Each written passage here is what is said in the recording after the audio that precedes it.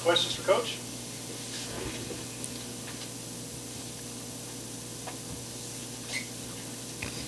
Chris, talking about getting defensive stops, how much of that is just you being able to see that your team is being consistent on defense as far as getting 3 in a row, amounting to a kill?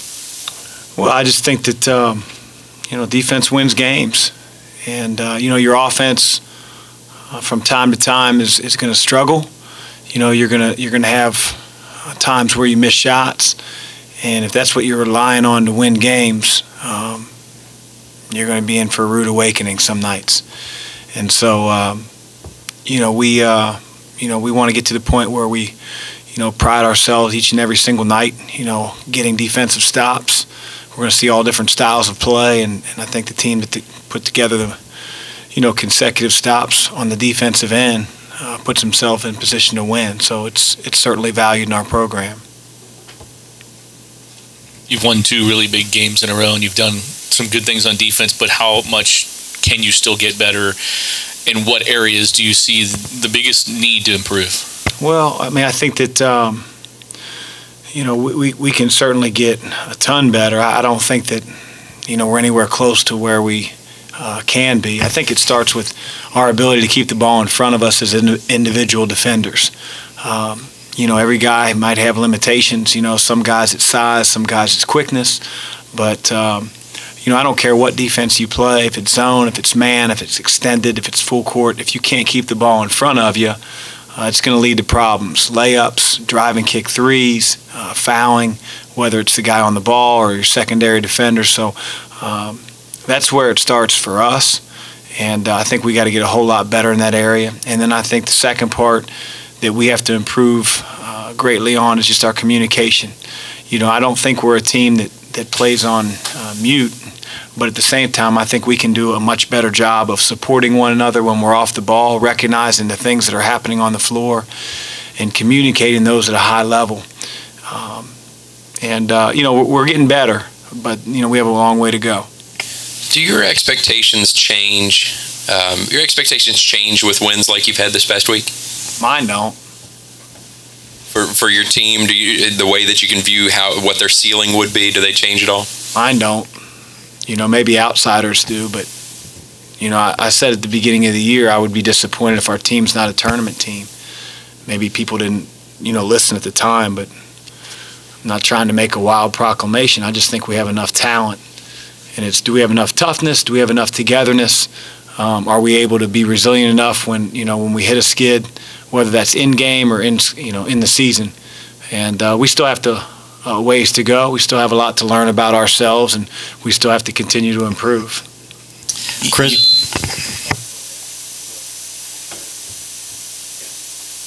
you mentioned those defensive principles. Those will get tested tomorrow night. This is a team that spread the floor, and they've got everybody can shoot the three. Yeah, they're one of the best three-point shooting teams that we faced to date. I think they, in 4 of their 7 games, they've made 10 or more three-point shots, and they shoot it at all 5 positions. They don't necessarily, stick a guy on the block the entire possession, so you'll have a lot of 5-out opportunities that you have to defend. They're a driving kick team, and again, whoever they kick to is more than capable of shooting the 3. So we have to be able to, again, keep the ball in front of us and be there on the catch with guys that can shoot the ball at a high level.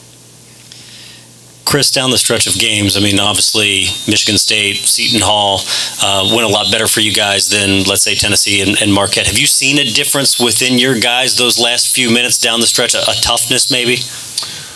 I don't know. I still think we made mistakes in all 4 games that we're trying to learn from. I think we maybe made less mistakes, in the last couple of games, but there's certain ways that you can, end the game. I think when you look at our Seton Hall game, when we're up 1 point, we call our final timeout with under a minute, and Kristen comes off a high ball screen and goes down the lane, and instead of taking an off balance 1 foot, jump in the air to pass approach, he comes to a jump stop and sort of surveys what he has. Darius does a great job of moving off penetration right in front of our bench, but not really freed enough to maybe passing the ball. Steven did a great job at rolling to the rim.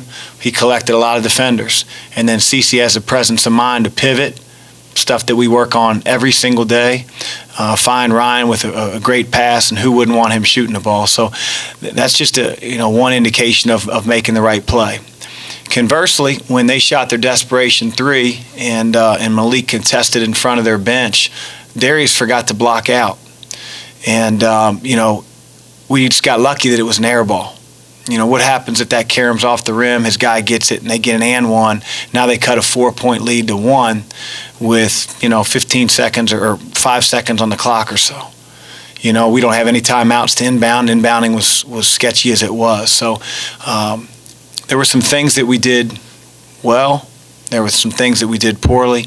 Hopefully we continue to learn. As I said before, never accept in victory what you wouldn't accept in defeat.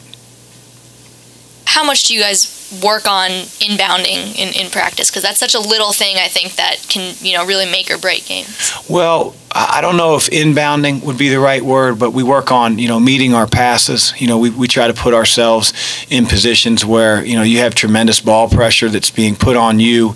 We're denying all over the place. We have certain games that we play sort of value ball toughness, if you will, getting open, being strong with it while you're being pressured. And I think all that plays into the fact that, in the last minute or so, we were able to inbound the ball 5-6 times and not have the ball stolen. The time it got stolen, quite honestly, we ran our press breaker wrong. And Steven's man was in the quarter court. Steven should have been long. Had he been long, his man would have been long. It was still an errant pass, and maybe they'd have come up with it, but I know Steven's man wouldn't have. So, again, we work on that kind of stuff all the time. You put Jordan back in there after that turnover, and he got the foul, or the inbound was to him and got the foul. Was that specifically for free throw shooting, or just because he's strong with the ball once he gets it? Well, it's twofold. We had 3 little guys on the floor, and none of those guys are used to playing the 3 or the 4, and it sort of put us out of sorts when we were doing our side out of bounds, what I would call press break. So, it's not fair to ask Darius or Ryan or CC to play out of position without timeouts and being able to explain, hey, this is what the 4 does. So I just felt like it was in our best interest to put our 4 back on the floor so that we had, our traditional positions and guys really knew what they were doing in order to get the ball inbounded. And it doesn't, hurt that he's, a really good free throw shooter as well. Can you explain your philosophy on hedging off screens on defense and whether it's different for Malik and Steven and Okoye and how they approach it? Well, the philosophy is simple. We want the ball to go towards half court. And certainly you're susceptible to slips, but if the ball screen takes place on the outer third of the floor, like on the wing, and you let the ball get moved by dribble to the middle third of the floor, it really puts your defense in a bind. When the 5-man rolls to the basket, who's going to be responsible for him if you're sort of flat hedging and not necessarily jumping out? And so we want to try to keep that ball contained on the third of the floor where the ball screen's set. Middle ball screens, we have a little bit of a variation to that. But I just think the more pressure on the ball handler, the harder it is for him to make a good pass. And the expectations are for all 3 of them to jump and be violent, but, the expectation isn't always met.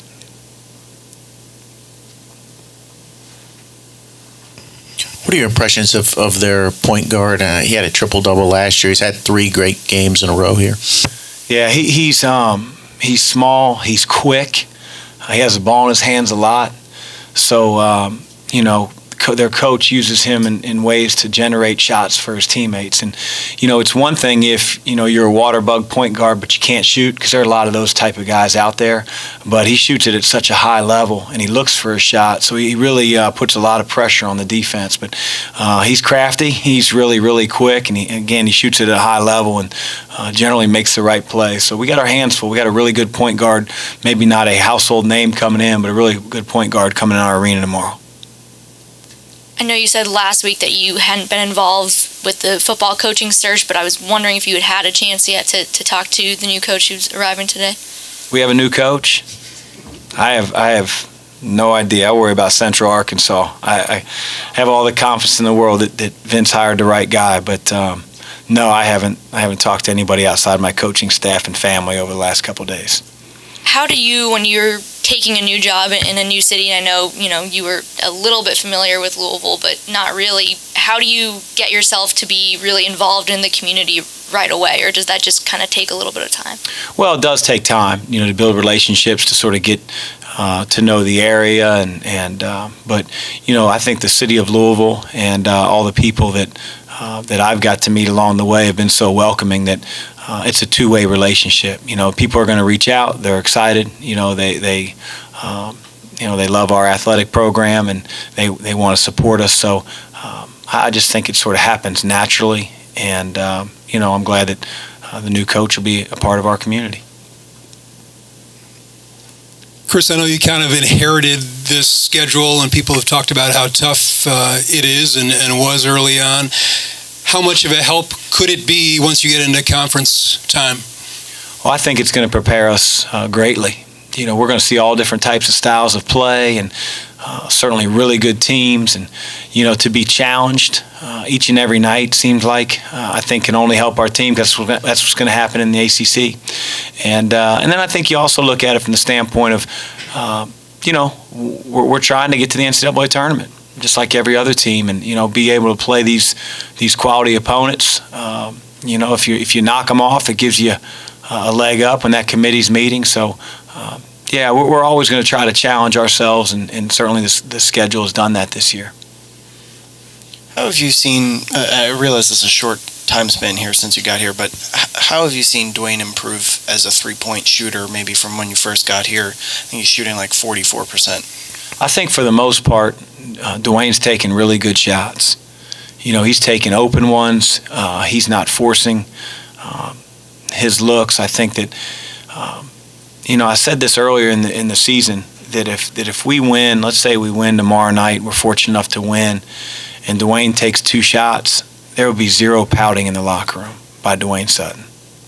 I mean, there'd be, if Kenny brought him up here to talk to you all, he'd be the same guy he was 15 minutes ago. And so, with that, his mind's clear. He doesn't think about himself. He doesn't think about, man, I haven't gotten one to fall. I haven't been able to touch the ball lately.